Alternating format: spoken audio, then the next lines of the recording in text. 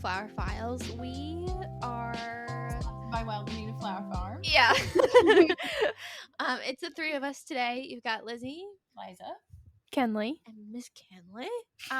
Today we are talking about a Bert, perennials, picking certain varieties, and how all of that works. And Mom, you said you had a thing. So I have a thing that I want to do that you guys are gonna be like, what? But just go with me on it, okay? Hang on for the ride. So hold on to your steering wheel. Okay, so I'm going to spell a very simple word, and then when I say, on the count of 3, I want you guys to say the word and the first thing that comes to mind. Oh, God. Okay, like one by one or at the same time? At the same time. Okay. So I'm going to say 3 letters for the first one. Oh, God. And Kenley's like, I hated spelling at school. We were literally talking about this yesterday. 3 letters. And then what I want you to do is say what the first thing is that pops into your mind when you realize what the word Yeah. Okay, ready? ROW in 3, 2, 1. What's the word? Row. Yeah. So you're supposed to say it at the same time. What's the first thing that popped into your head? Boat. Yeah, I thought of the row your boat. Really interesting. So you didn't think of a row of people. No. Something lined up. Well, rows in a pew. No, because I thought because you're rowing. You're rowing. Yeah. Okay.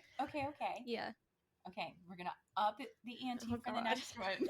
It's 4 letters. Okay. BANK. Bank. Okay. Yeah, bank. What's the first thing that pops into your mind? People. I don't know why, but people. PNC. Neither one of you thought of like a natural bank beside a river.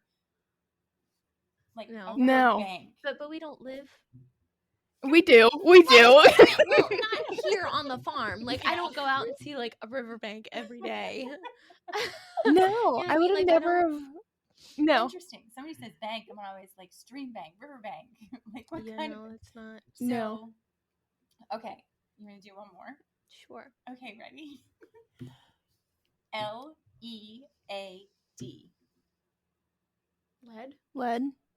Okay, what's the first thing that comes to your mind? Pencil. Yeah. Like a. Really? Yeah, lead pencil. Okay, so this is one of those weird words where I was hoping one of you would say lead. I had thought about it, but I wasn't sure if that's how you actually spell lead or not. It's one of those weird words. Mm-hmm. So, like, you could say March. What's the first thing that comes to your mind? St. Patrick's Day. March. Band. Yeah. Okay. Yay! Finally, we got one where it was totally we share too much of the same brain. So, well, I mean, we live with each other practically. I know. We spend most of our lives with each other. I know. World. So, lead versus lead, March and March. There's lists and lists and lists of them. It was kind of funny. Another one is bow. Ribbon. Yeah, I think of like Christmas bow. See, I read all of that kinky smut stuff, so I'm always thinking of a bow and arrow. Oh my god! Always fighting. Oh my word! And I'm like, oh look, she's got a bow. She's a badass because she can fight with a bow. Okay, so what is the point? The point is, Lizzie's still. Is there another word for bow? What do you mean? A bow is bow. No, but like a bow and arrow. No, it's BOW. Because I immediately thought of the Hunger Games when you Yeah. were Yeah. Because that's part of like their logo. Yeah. Well, I thought of bow hunting for deer and. Yeah. I'm thinking of like the goddess that has the bow. Well, you know what? Valentine's Day is coming, so I wonder if we did this closer to Valentine's Day, if you guys would have thought of a bow and arrow because of Cupid. Oh. Maybe. I have no idea. I think in our world, somebody says bow, we're thinking of those stupid bows that we have to tie. Yeah, for Christmas. I'm glad that ship has sailed. Christmas bows. I think wedding pew bows. No, Christmas bows. Yeah. That's what a bow Interesting. is in my brain. Yeah. Yeah, no, 'cause- Interesting. Yeah, like a Minnie Mouse bow. yes. Oh no, I think of like the 300 layers of ruffles that like you have to tie and twist and do all of the things. I think of both. It depends on what context, but the Yeah. immediate picture in my brain was definitely like the big red like Christmas bow. Yeah. That's funny. Yeah. Interesting. Yeah. Interesting. Okay, so the point of this is I know last week we talked about a lot of our annuals. And for instance, somebody says marigold. And for us, we think of the nice big tall ones that are out in the field. But other folks who may not be as familiar with cutting varieties, they may think of the short little guys that are planted in a garden that are used to ward off rabbits and things like that. When you're talking about perennials, and we alluded to this last week about, making sure you're ordering the right things, you don't get the wrong mint, for example. Oh my gosh. I will not be living that down. No, never. Kenley was talking about that yesterday. She was like, I'm trying to find the apple mint that we need. Like, I remember you got that package. It was this little teeny tiny eBay looking slip of like a package. And Mom goes running in and Kenley opens up the package. She goes, this is like cat mint? And you were like, what? No, we didn't know until it had germinated. Yeah, we didn't know until it germinated because the lettering was a different language. Yeah. Yeah. Yeah. What the heck? Google Translate did not help on that one. It was not good. Hey guys, Lizzie here. I bet you didn't know this about me, but I am gluten-free, and one of the things that I struggle with is going to the grocery store and finding the foods that fit my dietary needs. What I have been doing for the past couple of months is ordering from Hungry Root. Now, Hungry Root is an online company where you can order groceries off of their website. It's full of produce, crackers, cookies, to muffins, to meats, and all the different types of snacks and things like that. They have made my life so much easier in the process of finding foods that fit my dietary needs. There are filters that you can adjust, such as non-GMO, dairy-free, gluten-free, paleo, different preferences and things like that. So what they have done for us, because they're such a generous company, the Hungry Root team has given us a 40% off discount code on your first box. So if you use the code FLOWER40, and that's capital FLOWER 40 at checkout, you will get 40% off your first box. I'm so excited to team up with these guys. They've made such an impact on my life in the morning and to my day-to-day life, and I hope you experience the exact same thing that I do. All of the information will be linked down below, including the link to where it should already be pre-applied to your cart when you hit the link and go to their website, and I will also add the code at the bottom for easy access in our show notes. I hope you guys have a wonderful day and enjoy your first box through Hungry Root.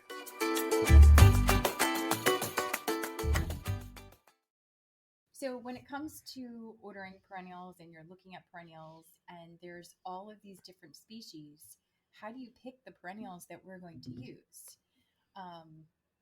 We again, last week we talked about eucalyptus. There's all these different varieties. And if you're just looking for something that is pretty, that's great. But like for us, there's very specific types of eryngium, for example. There's some that have like a fluffier, puffier head. There's some that have a purpler stem. There's some that are a better hue of blue. And I feel like there's some that are like a fluorescent purple too. Yeah. Like some out in the field that the deer love to eat apparently because they can eat thistle. So sharp. I don't Touching you go, understand "Ow!" it. Yeah. Like We need to do like a science experience of what like deer tongue is made of. We need to make gloves out of it. Ew. It's weird, but like, how can Yeah. they eat that? I can't even touch it without feeling like my hands are on fire for 3 days. Yeah, It's definitely. yeah, it's not fun. That's like the flower that you cut and like throw on the ground, and then don't put in the buckets. So you don't have to touch it, and then just pick it up by the stems. Yeah, it's not. They're not. No, friendly. it's not nice. So there's the blue one. There's the white, the glittery one. What was the snake? the rattlesnake master, and those are more of like a globe. They're more round than cone shaped. Yeah. Instead of more Masters? flat. I've never heard that one before. They're out there. They're growing this year. Okay. Mm-hmm. Learned something new. And when it comes to perennials, I feel like so many times, when you look at those, it's definitely a larger investment. They tend to cost more to purchase. Oh yeah. The cost of purchasing a peony root, so initially when you're really trying to bootstrap and get everything to come together and you're trying to make ends meet and you're trying to figure out, is this profitable? How do you take that step to jump into perennials? And how do you make the right selections? Like, how do you pick the right ones? So I feel like for us, that's something. And if you grow a specific variety and it doesn't do well, then how do you get them out? Yeah. And then how do you, what do you do? Yeah. So I feel like that's kind of the goal of our podcast today. So I feel like we, even with some of the perennials out there, we know that we can get this many stems off of this many plants and all of that. And then there's some that come back and there's 50 million of what there was compared to last year. Like the peonies, we know if they have one stem, we cut. We probably shouldn't, but we cut. And they come back and there's like 3 or 4 more just from that one plant. Yeah. I'm a little nervous for this year.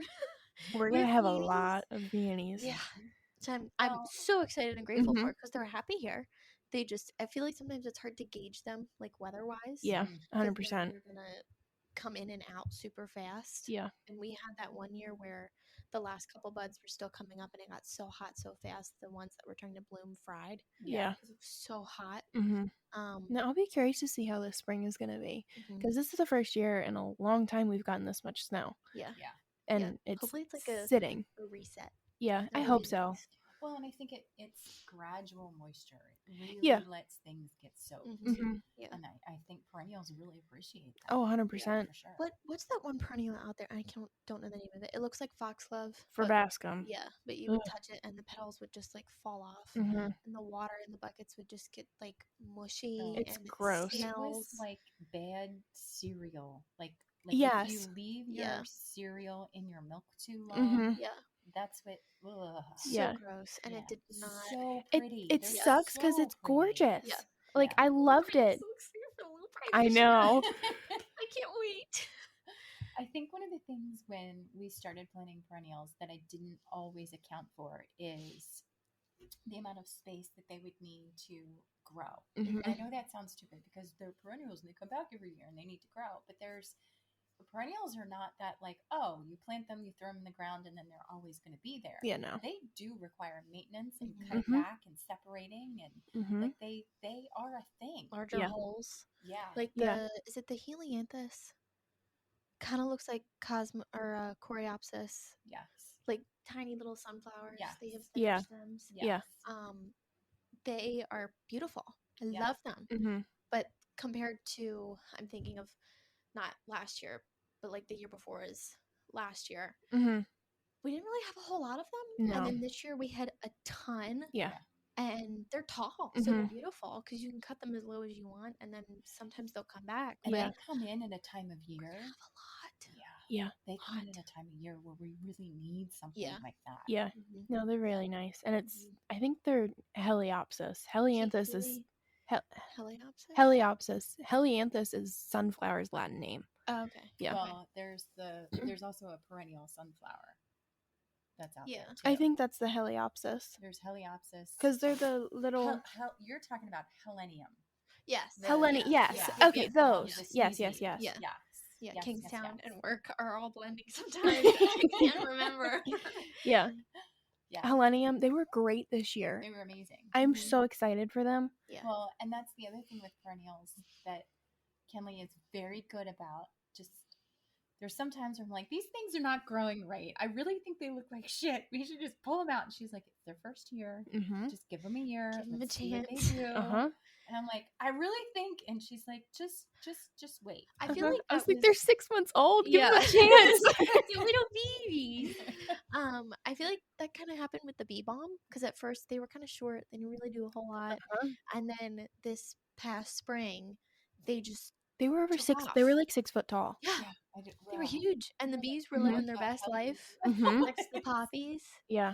And I don't know. And I have a question about this because we were all very confused and concerned. The pink poppies that are out there, and I understand that there are some poppies out there that you're not supposed to grow because of drugs and the seeds and blah, blah, blah, which we don't grow. mostly You because can't get they're illegal. access. Well, you can't get access to the seeds. Yeah, Yeah. you can't grow them, which But the makes pods sense are because so it's cool. yeah, Mhm. and because it's the blue flower, right? The blue poppy I think so. or something like that. I don't know. Either way, we're not growing those. Not not growing those. Not in the front, not in the back, not in the No, side. no, doesn't Nowhere. exist. We've had red poppies before. We've had a couple orange ones come up just because, but Yeah. the pink ones that are out there, they're They're like a so light pretty. pink, and they have like this darker pink rim on the inside. Mhm. And I feel like with poppies, they're a huge learning curve because you have to cut them, burn the stems, but you can also. I didn't understand why some wholesalers cut them with the heads still on because you can peel off the heads or peel off the pods of The it before green they part. bloom. Yeah. Yeah, and then that's how you keep them from like getting destroyed. Mhm. So I And think we cut chipping. them too late sometimes. Oh, yeah. Way too late, which we just didn't know. Yeah. But the bees, once they bloomed, Oh my gosh. excuse my French, fucking insane. Yeah. Like literally acted like they were on drugs. Like if you could think It's like every bee told every other bee, you need to be here. yeah, No and pun they're intended. fighting. Yeah. Yeah. Like if Hitting each other fighting. yeah, Mhm. like a visual, the only visual that I can think of, and I don't know if you guys remember this. Oh God. It's a Facebook meme or whatever. Remember the hamster that was going in a wheel? Yes. Like 25 miles an hour for like for like past safety reasons. But like, and then some of them get caught, and then the one gets flown out because it's going so fast. And they're hamsters. They're resilient. They bounce.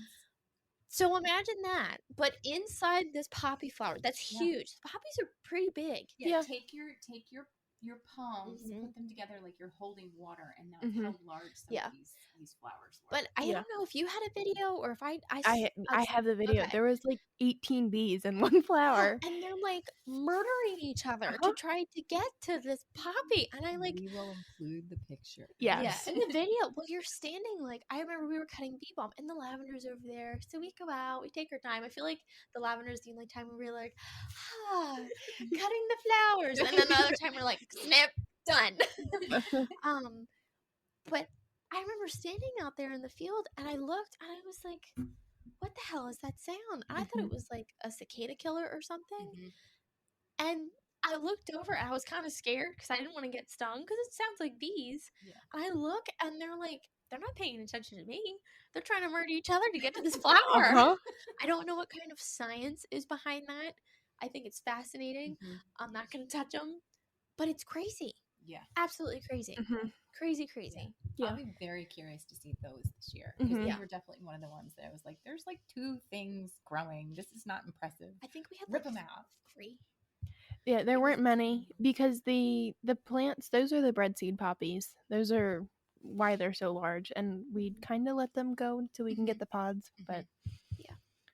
Well, and with perennials, with anything that you cut, you have to know when to cut them. But I feel like perennials especially are the least forgiving because you've got one shot. Yep.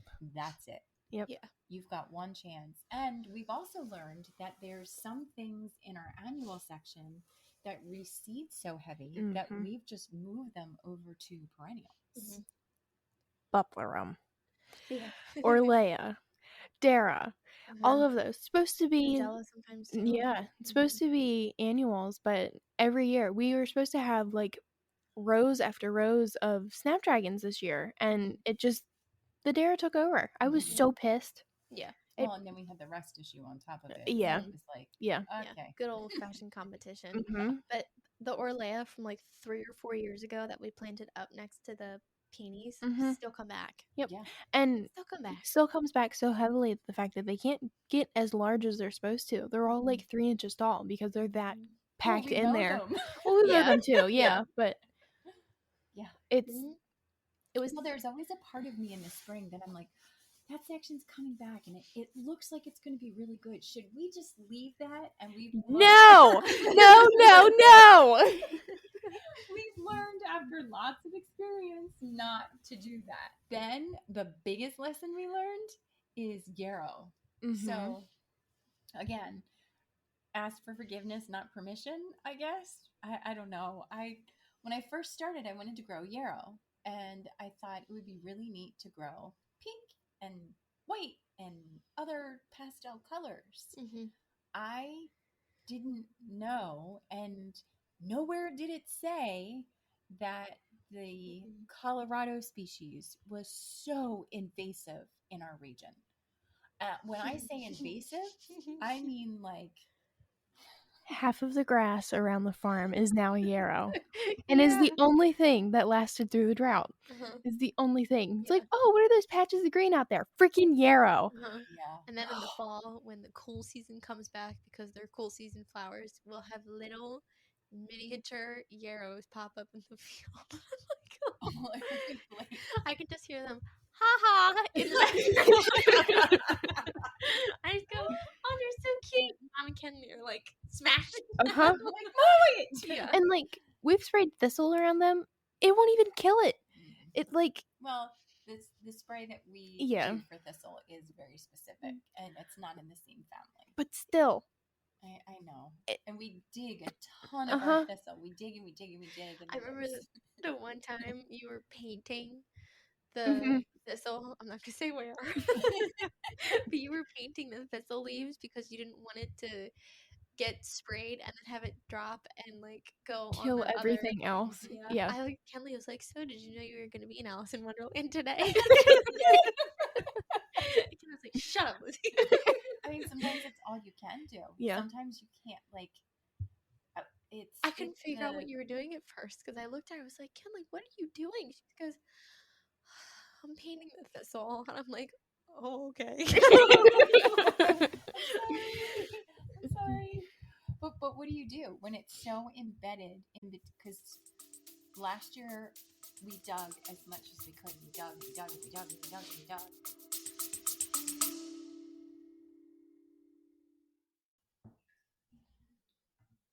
Hey guys, Lizzie here. I bet you didn't know this about me, but I am gluten-free, and one of the things that I struggle with is going to the grocery store and finding the foods that fit my dietary needs. What I have been doing for the past couple of months is ordering from Hungryroot. Now, Hungryroot is an online company where you can order groceries off of their website. It's full of produce, crackers, cookies, to muffins, to meats, and all the different types of snacks and things like that.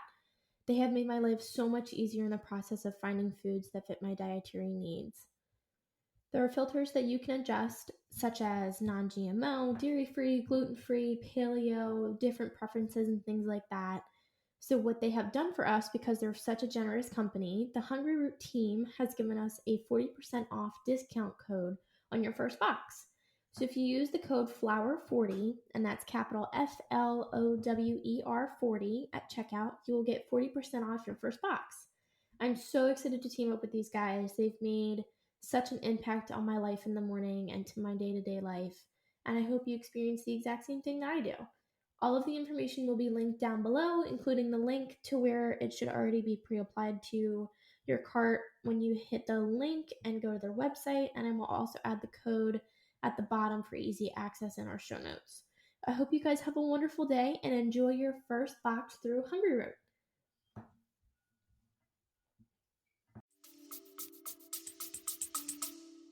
And then we just were like, I'm done. Yeah. Because you reach down in the one section of peony patch and you're so excited to start cutting. And you're like, oh my God, I'm getting stung or bitten or what the hell is happening? And it's thistle. Yeah. It's and so bad. The Canadian that thistle. 1 year was we have rough. We had to wear sleeves. Yeah, it was a lot. So that's why we're like, I'm done. So there's certain places where there's no other way to do it. Yeah. You have to figure out how to spray it. And it's not, well, as Lizzie said, we're painting it. We're not even spraying it. No. It worked though. Yeah. It did. It's very, very, very specific. But I don't know what else to do. Yeah. Perennials I feel like are a whole different ballgame.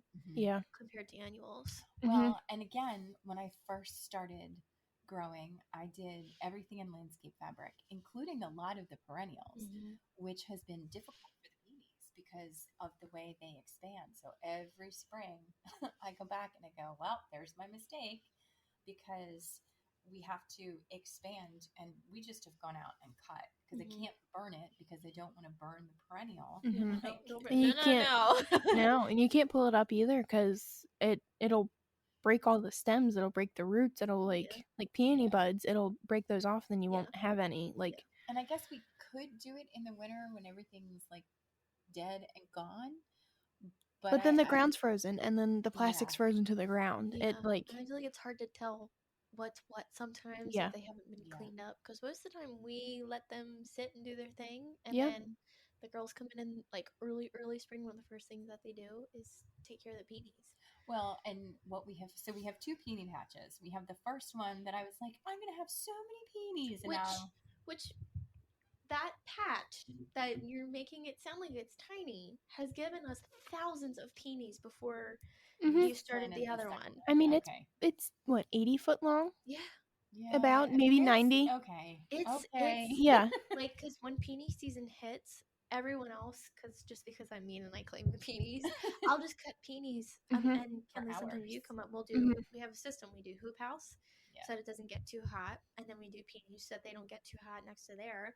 And then we go out and we cut in the field. And then most of the time I'm out with the peonies, which is amazing because I love it. But and then from that, because they branch out so much, you can cut a flower stem off of a large plant stem, because you only get maybe 1 or 2 stems from each plant. Yeah.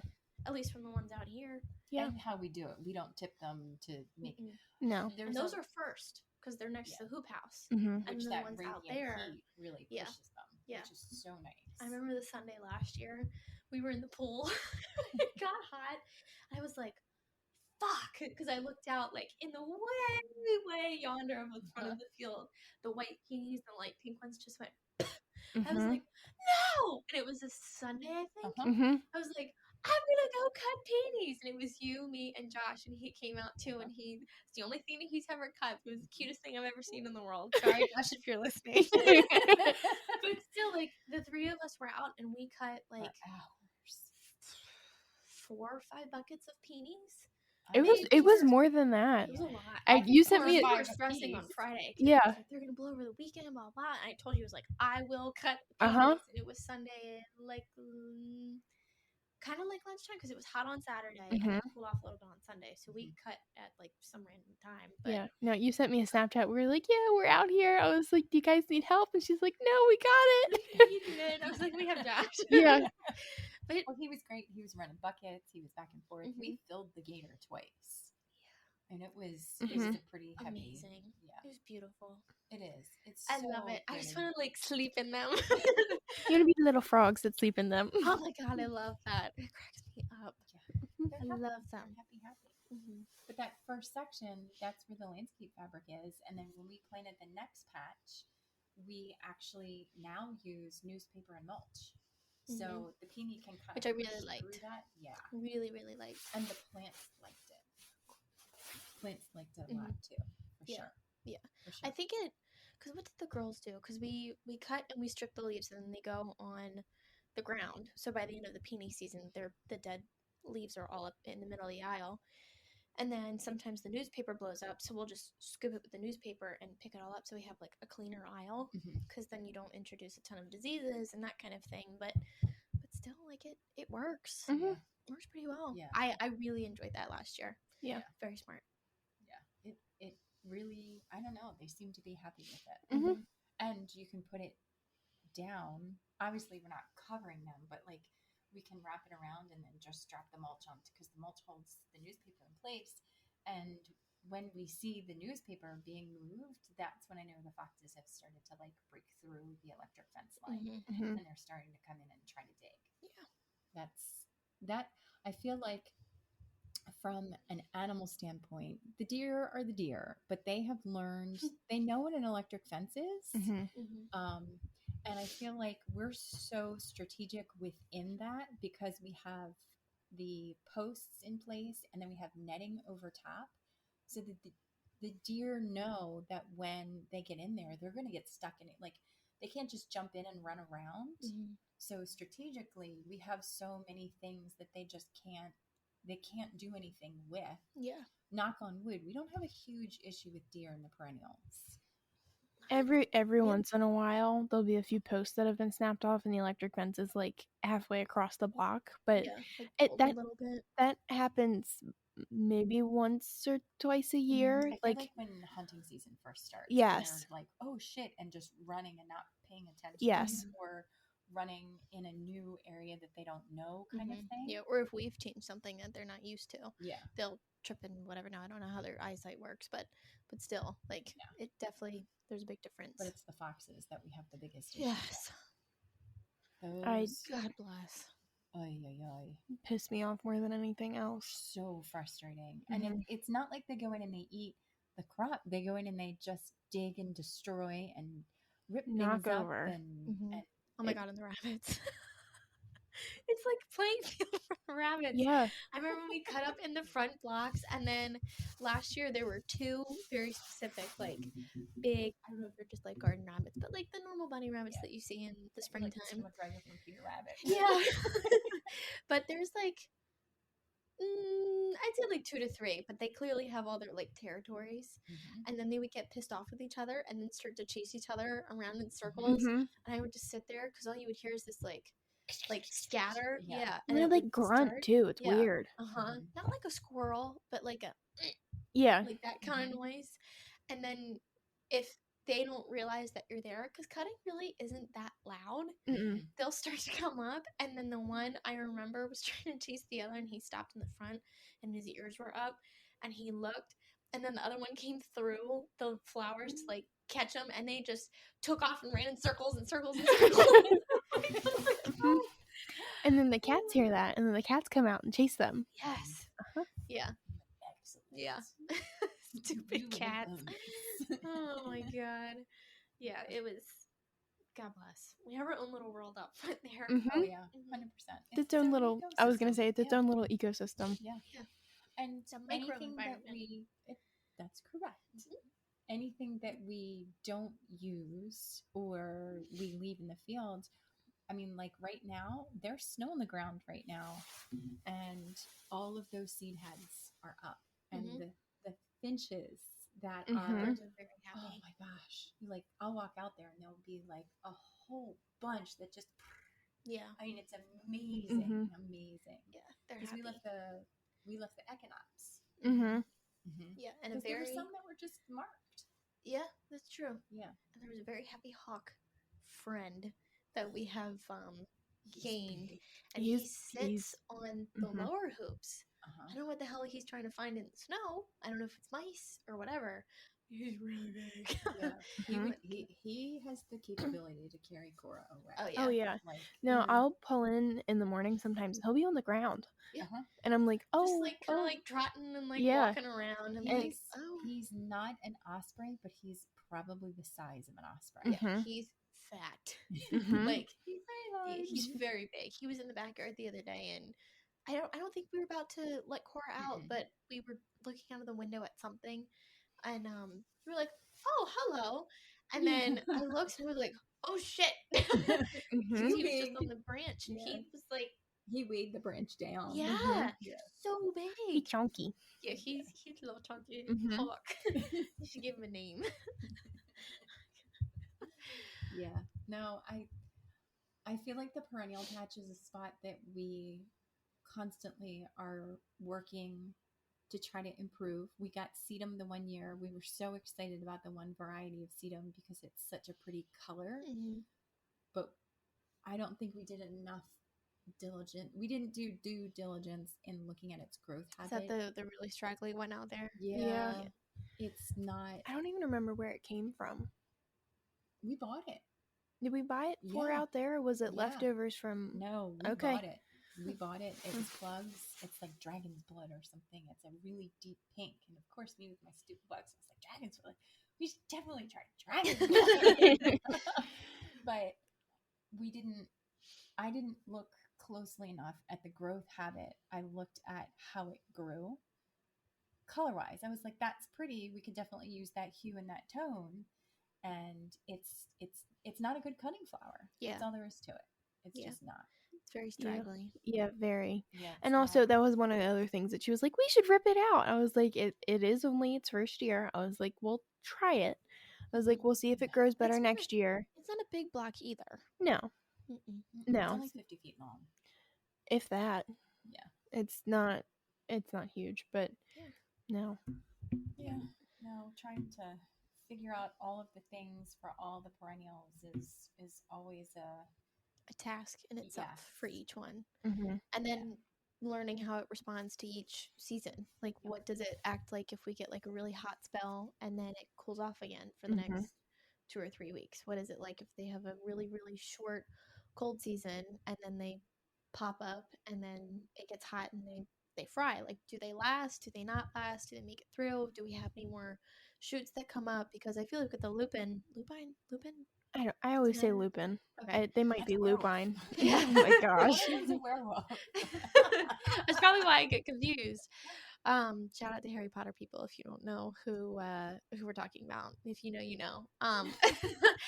But we would have one stem that would come up in the center. Lupin, because lupine. I gotta look it up. That's gonna drive me crazy. It's Lupine. So it's lupine is the plant. Because a lupin, Lupin, is. But sometimes E's are silent, so I don't know. Like Yeah. Lipine is the plant. Oh, yeah. A lupin. Oh, there's even a thriller. There's some kind of. Yeah, there's all kinds of shows and. I don't know. So it is lupine. Yeah. I don't know, but lupin's easier to say. I know, but we know. We'll just put that Kent County twang on it. You know. I never forget the first time I called Geoseed and I placed an order over the phone and I asked. I wanted to order bupleurum, and she was like, "Do you mean bupure? I can't even say bupleurum. Like, no, bupleurum. Like, because that's how I read it, and that's how I had always said it. Yeah, and that's what we call it now. Because we. Yeah. It's I'm not saying bupleurum. I can't. Oh my god. So, yeah. So names. Oh. Yeah, we make them our own. We're gonna do a whole episode just on names because there are some Latin names. I'm like, no, really, who named it that? Yeah. No, it doesn't make sense. And there's one that's like pilotus, and we always just call them the fuzzy shits. Like we can't never can remember the name. We're like, oh, the purple fuzzy shits. Like, what is it? Yeah. The thingies out there. Yeah, really pretty ones. Yeah. That we like truffle tree. Yeah. But yeah, I feel like with the lupine, like we get one really good center stem and then we cut and then like you wait a couple days and then you can start to see their like fuzzy green shoots come up. You're like, oh, there's more coming. And then they keep coming. They keep going. Yeah. It's crazy. Yeah. With it being its first year last year, I think over time we had 6 buckets in total, but they're a very delicate flower, so we don't want to like pack it where like the girls sometimes pack the hell out of zinnias where you could get 4 buckets but they shove it into like 2. Yeah. So I feel like that kind of had something to do with it because we gently spread it out because there's stuff that's shorter. There's sometimes we have to cut in shorter buckets, so I'm still counting them as buckets because we still use them. Oh yeah. A count is a count. Yeah. Yeah. Yeah, because we use them from bud vases to tall stuff to everything. So I really think that it's a really good space to be in. So I feel like trialing new varieties like this year, anything that we want to trial, we plant in a small section and just kind of see how it does. Yeah. And we're like, do we want this? Is this going to be something that we need? Is it going to be something that makes any kind of sense? You know? Yeah. Is it a good idea? Does it last in water? Does it last out of water? Bloom at a time when we need it? Yeah. If it's going to bloom in the middle of... Does it only last in water? Right. Yeah. Because sometimes like... The petals fall! Yeah. Because sometimes even like water oasis are kind of similar, but some stuff won't even last in oasis. It's... Like, we need... I'm going to say the word. I'm going to say it wrong. Oh, God. We need versatile flowers, correct? You said Did versatile. I say right? Okay. Because in my mind, I said versality. I was like, that's not the word. Versatility. Yeah, there we go. We need versatility. Yeah, in that our word. plural. Yes, exactly. But we use them all year round, so they have to be strong. Like they have to be able to withstand like different jobs and different purposes. They have to. Yeah. So, but I think we've been really good with having different varieties, but I want to see what else we can get into. Yeah. Like, what else can we do? Like, I wanted to get into the like shade perennials. Yeah. We'd dip our toes in that. Yeah, but that's in the woods, and there's no fence, and that's where the deer. So we put a fence in. Oh my god! Like the tall. Oh my god, she says that like we can just put the fence in with the woods. Oh my god, with the tree roots and the. I mean, it's a space. We might as well use it. I know. Yeah. Something. We've tried to do hostas. We've tried to do like other stuff. We've tried to do other things. But there's what else we planted? Oh God, Lily of the Valley. Yeah. There's Lily of the Valley in there. There's hostas. There's ferns. Yeah, there's ferns in there too, but ferns. 9 out of 10 of them are dead. Yeah, because there's a drought and the trees sucked up all the water. Yeah. And they didn't Yeah. make it. And the deer ate a bunch of other stuff that they weren't supposed to. Yeah. I'd love to move hellebores in there. Yeah. Hellebores would be so cool. Yeah. I think in my mind, I picture hellebores and hydrangeas. Yeah. I know we have a ton in our backyard, but they Different colors. Yeah. Yeah, they need to be moved. Yeah. Like, you have one plant in the back and one blue hydrangea. They're not like the tiny little petaled ones where they like leaf caps. Yeah. Yeah.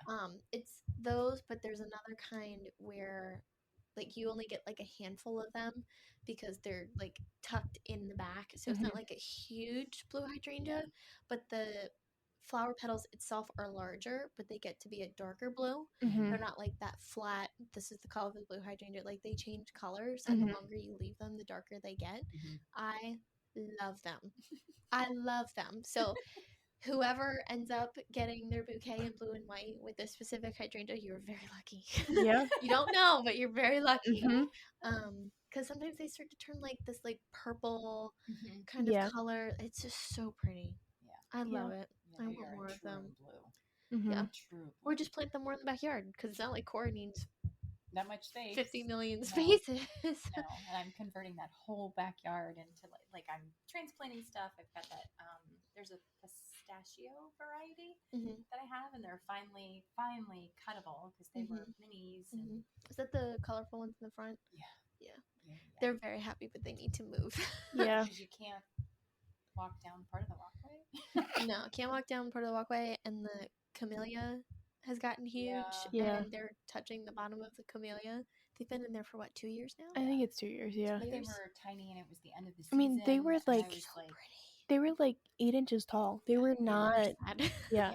They were very sad. It was a lot. But yeah. It was a lot. Yeah. They're my favorite. So for perennials, make sure you know your area. Yep. Make sure you know if they're going to be invasive. Yeah. Make sure you know how they're going to grow. So you know, I mean, we have a mint patch, and the best thing we've done in our perennials so that we don't have stuff hop to hop to hop to hop in all beds.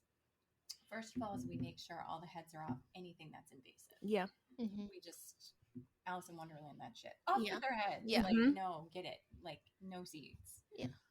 The other thing we do is we use landscape fabric in 5-foot sections in between. It lets us function as we're working the rows, but it also stops things from trying to like grow underneath and throw runners. Yeah. So our mint behaves because of that. Yeah. I feel like.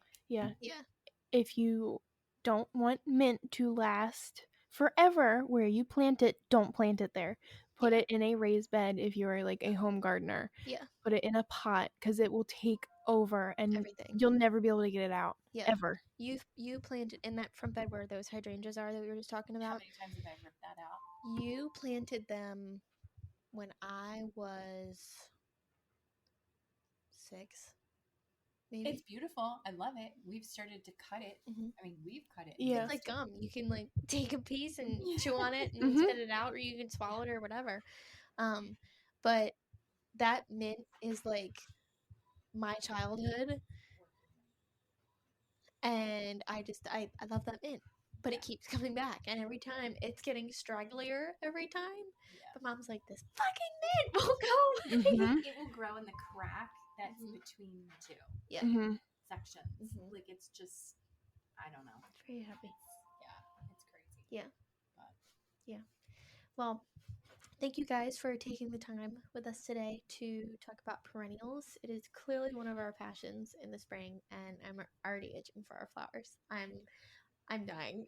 I'm so excited. She itches anyway. Yeah. Every season, like, oh, this is here, and I'm like, oh my gosh. You're all asking like the same question: how much longer until this stuff is blooming? And it's like you gotta wait for it to warm.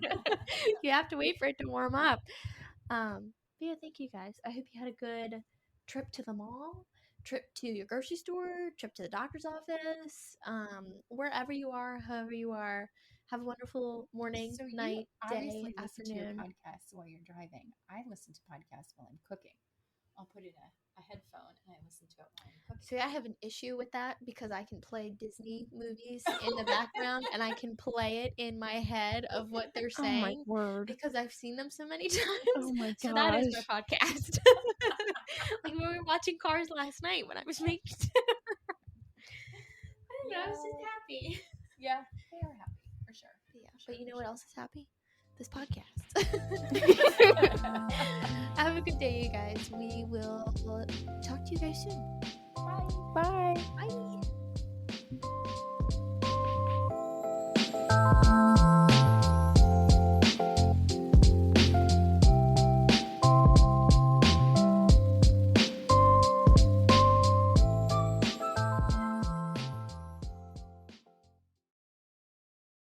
Hey guys, just dropping a line to tell you about Patreon. So I asked them, meaning Mom and Amber, what is Patreon anyway? Because I honestly had no idea. So we're going to explain it to you from our perspective so that you understand and so that I understand. Because the first time I saw it, I was like, Patron, we're drinking tequila? Great. So Patreon is for less than a cup of coffee, those fancy coffees that y'all like, a day, you can sign up to become one of our members. A little family. Exactly. And what does that get us? It gets us some freebies, some special episodes that other people do not get access to. You can interact with us on a special platform where we can ask you questions and interact with you. It's tons of fun. Mm-hmm. And even on those special episodes, we might be less censored than we are already. And we're going to have a couple fun ones that we can just kind of throw in there and talk about and laugh and go on tangents and have fun. So I hope that you all enjoy it because we're going to have fun along the way. We're crazy excited. Thanks, guys. Yeah. Back to the episode now. Bye. Gracias.